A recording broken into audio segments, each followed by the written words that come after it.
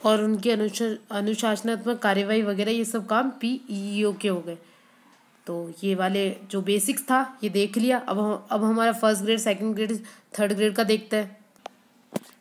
फिर अभी देखिए, अगर first grade, second grade, third grade की बात करेगा स्कूलों के और प्रशासन और पर्यवेक्षण की बात करेगा, तो वही ब्लॉक स्तर पे अपना बोलेगा तो सीबीईओ का नाम लेंगे, और जिला स्तर पे बोलेगा सीडीईओ।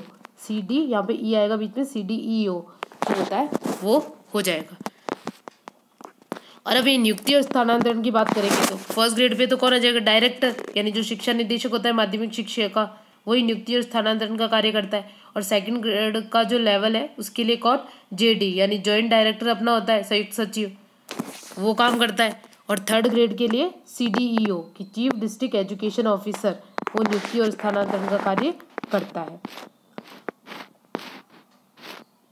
फिर अब देखते हैं ईमिस का। तो ईमिस का जो जीवन चक्र होता है या इसकी प्रोसेसिंग टाइप में होती है ईमिस, यानी एक वार्षिक प्रक्रिया है। तो इसका जो स्टेप क्या है इसके चक्र के, कि ईमिस जो यानी वही सूचना के लिए किया जाता है, स्कूल का वगैरह की जानकारी इस टाइप से।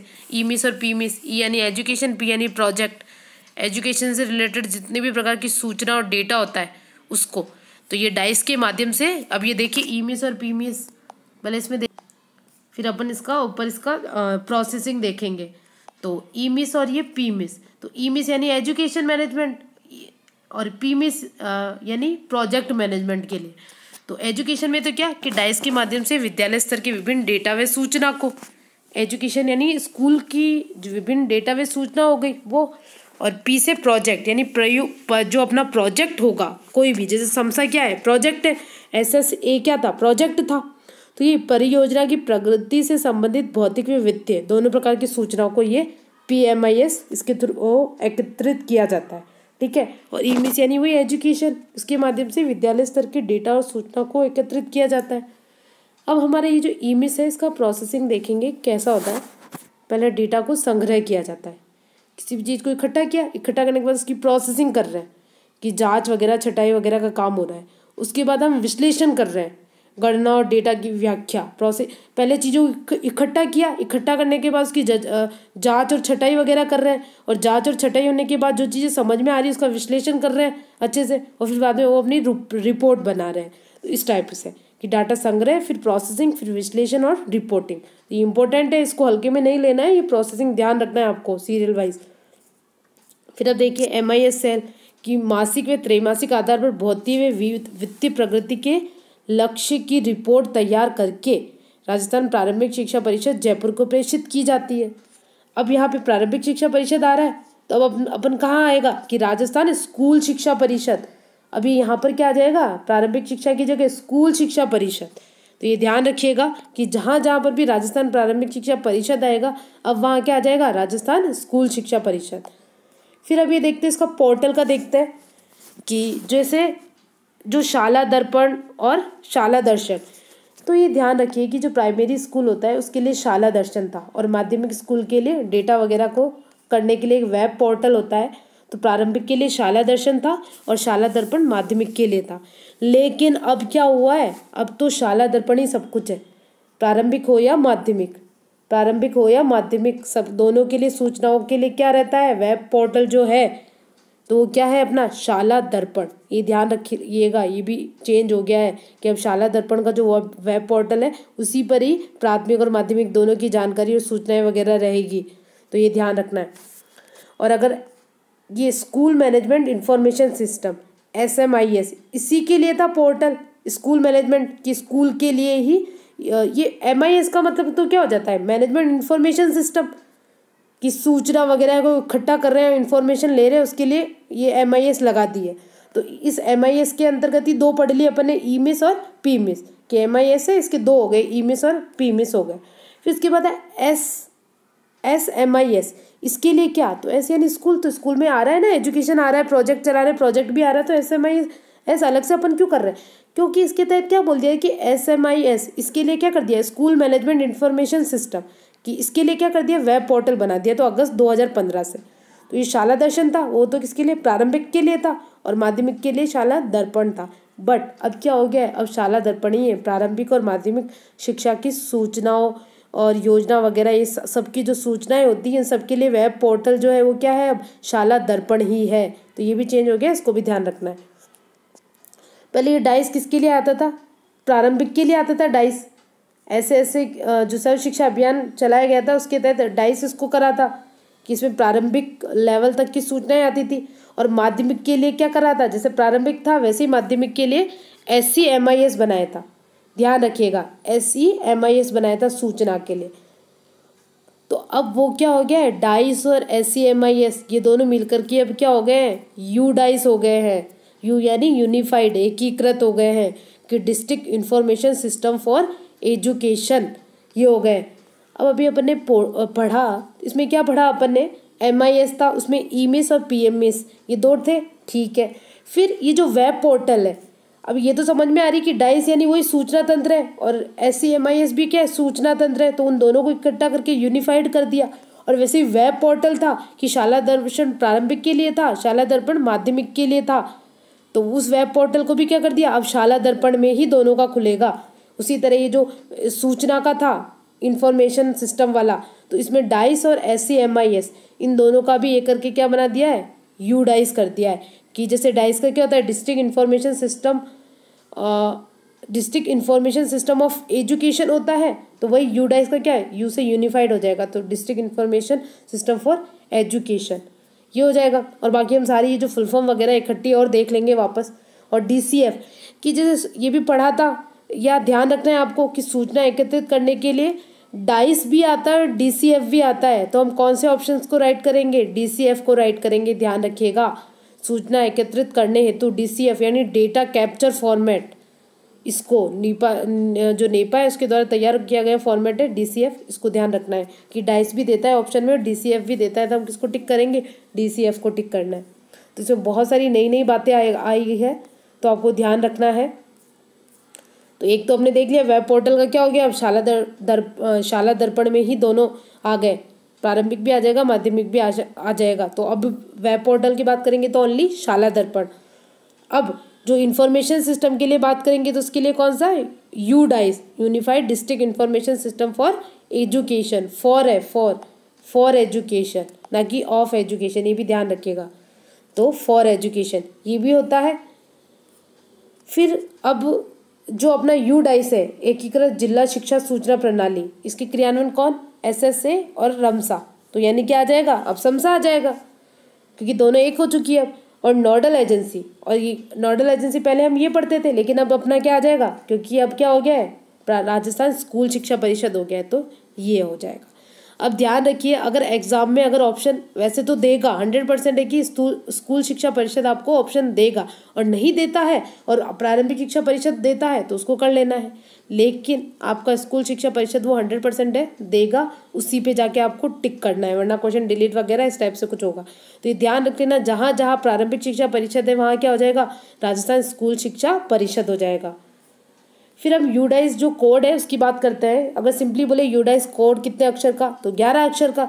लेकिन ऐसे बोले जिला कोड कितने का, जो 4 अक्षर का। विद्यालय कोड कितने अक्षर का, तो 7 अक्षर का। तो ये ध्यान रखना है कि राज्य का 2 कोड हो गया, फिर जिले का हो गया, फिर ये तो अपना जिला कोड हो गया, फिर ब्लॉक 2 अक्षर का, फिर 3 जो है वो कोड है वो गाँव का हो गया, और 2 कोड विद्यालय का हो गया। तो 2 ये तो अपना जिला कोड हो गया, और 2 अपना ब्लॉक, वार्ड और विद्यालय, इन तीनों का मिला करके यानी विद्यालय कोड हो गया। तो ये हमारा विद्यालय कोड 7 अक्षर का, जिला कोड 4 अक्षर का, यूडाइस कोड बोले तो 11 अक्षर का, ये हो गया। अब हम संस्थागत नियोजन देखते हैं। तो क्या सबसे पहले कि जो स्कूल के लिए संस्था है, आपकी संस्था है, अब अलग अलग प्रोजेक्ट चलाए जाते हैं संस्थाओं में, और बहुत सारी संस्थाओं के लिए जैसे कोई नियम बना रहे हैं या कोई प्लानिंग कर रहे हैं, तो उसको लिए बोल दिया संस्थागत नियोजन।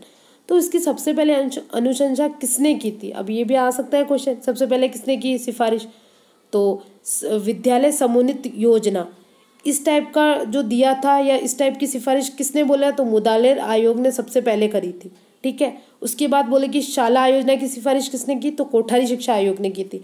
यानी संस्थागत नियोजन के संबंध में सबसे पहले सिफारिश किसने, मुदालियर ने की, और मुदालियर के बाद कोठारी आयोग ने की थी सिफारिश।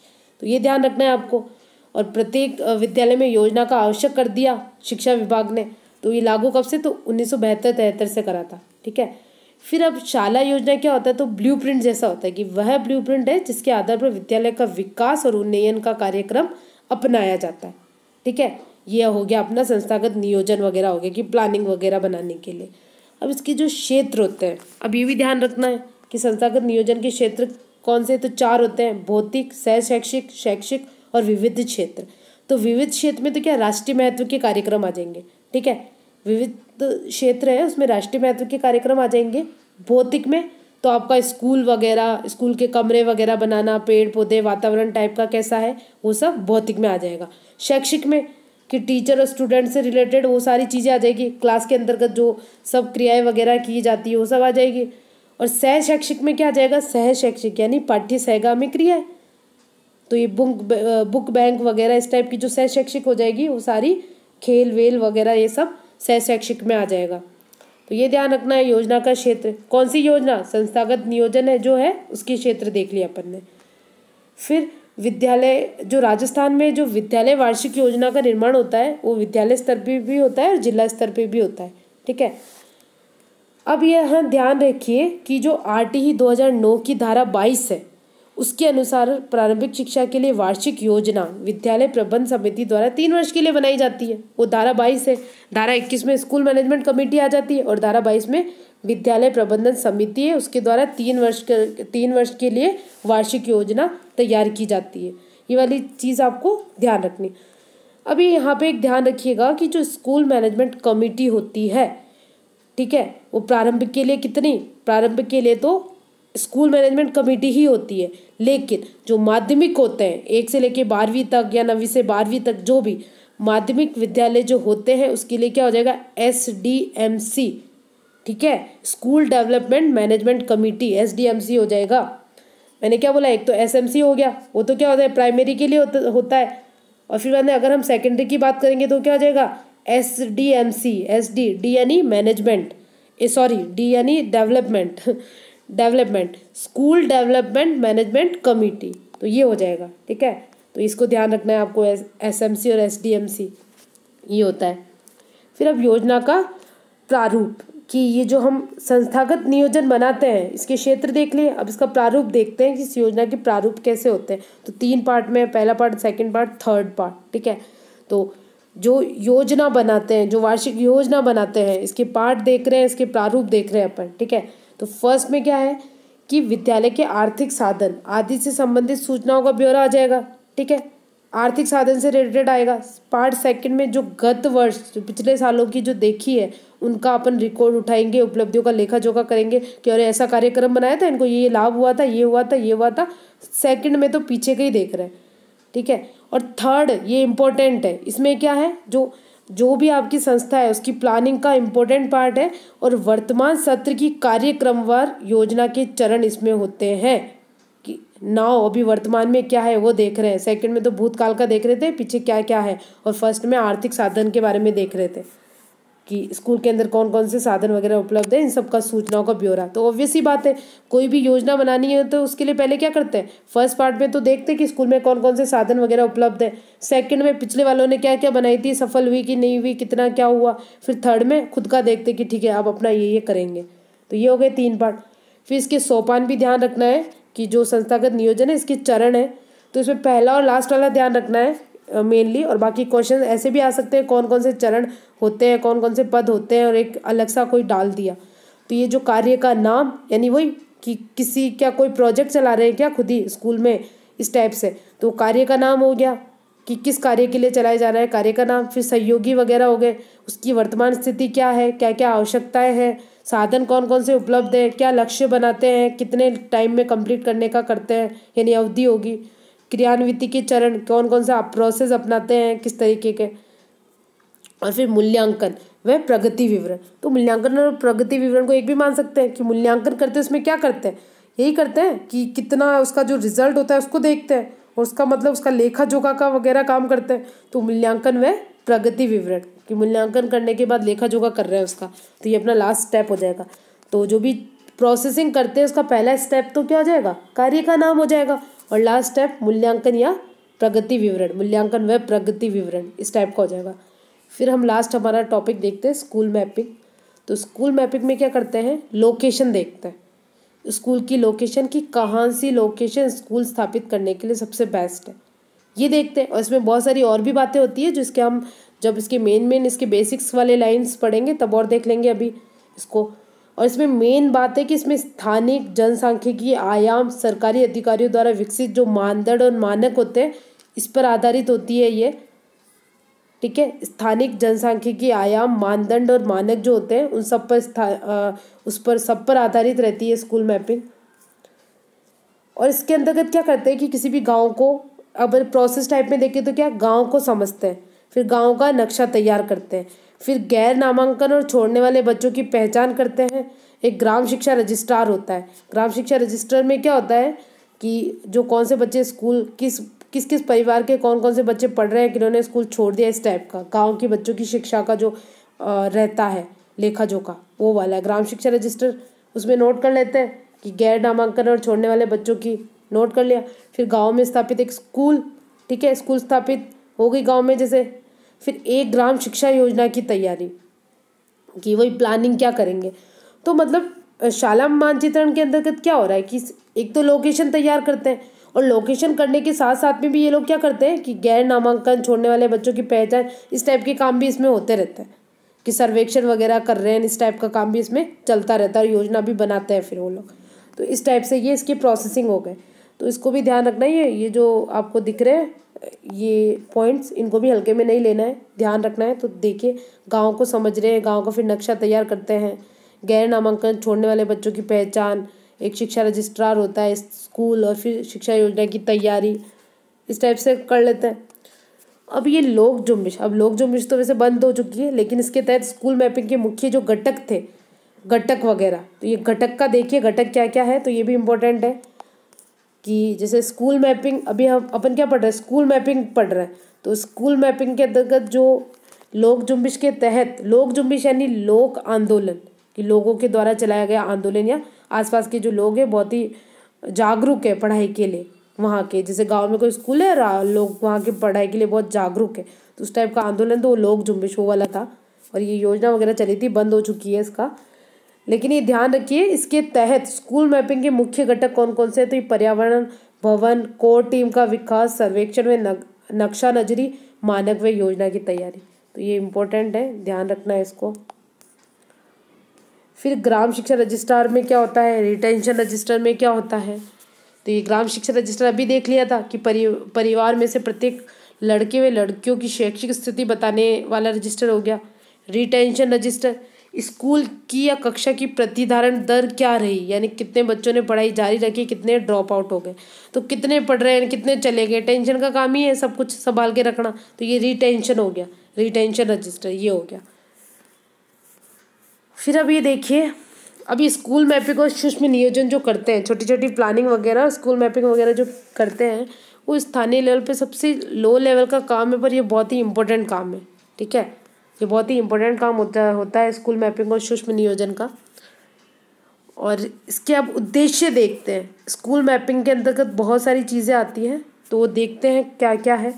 तो सामूहिक भागीदारी सुनिश्चित करना, बालिकाओं और महिलाओं पर ध्यान देकर लड़कियों के नामांकन में वृद्धि, शिक्षा की मात्रा की तुलना में गुणवत्ता पर ध्यान, और इस टाइप के ये टॉपिक दिख रहे हैं आपको, ये सब है। प्रशासन की तुलना में जो छठा है, प्रशासन की तुलना में समुदाय का दबदबा, प्रणाली की तुलना में महत्व, इस टाइप से ये सारे जो टॉपिक्स हैं।